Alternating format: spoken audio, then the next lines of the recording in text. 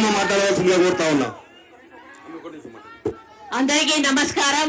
పటాన్ చెరువుకు ఈ రోజు మన ప్రచారానికి విచ్చేసినటువంటి మన ప్రియతమ నాయకులు ముఖ్యమంత్రి రేవంత్ రెడ్డి గారికి, మన బీసీ నేత మరి ఇక్కడ పార్లమెంట్ అభ్యర్థి నీలం మధు గారికి, శ్రీనివాస్ గౌడ్ గారికి, సోదరులు దామోదర్ రాజనరసింహ గారికి, వేదిక మీద ఉన్న పెద్దలకు, ఇక్కడ విచ్చేసినటువంటి కార్యకర్తలకు, నాయకులందరికీ కూడా నా హృదయపూర్వక నమస్కారం.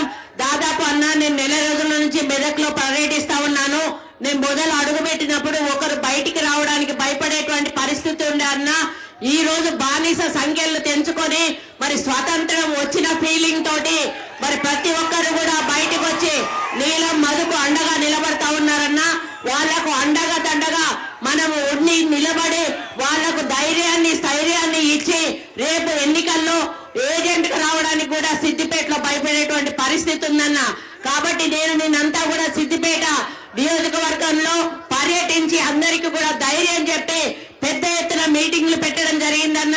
అందరిలో కూడా ఒక ఉత్సాహం నెలకొంది.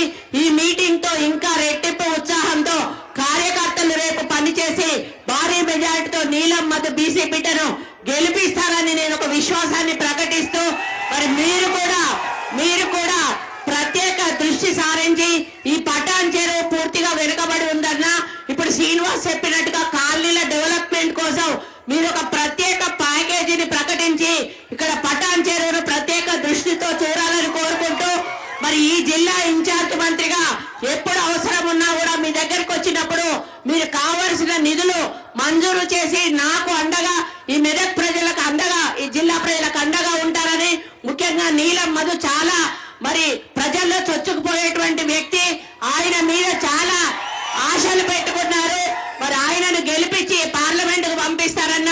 తప్పకుండా మెదక్ సీట్ గెలిపించి మరి మీకు బహుమతిగా ఇస్తాము, ఇందిరమ్మ పేరు నిలబడతాము అని చెప్పి తెలియజేసుకుంటూ ఈ అవకాశం ఇచ్చిన మీ అందరికీ కూడా పేరు పేరున ధన్యవాదాలు తెలియజేసుకుంటూ సెలవు తీసుకుంటా ఉన్నాను.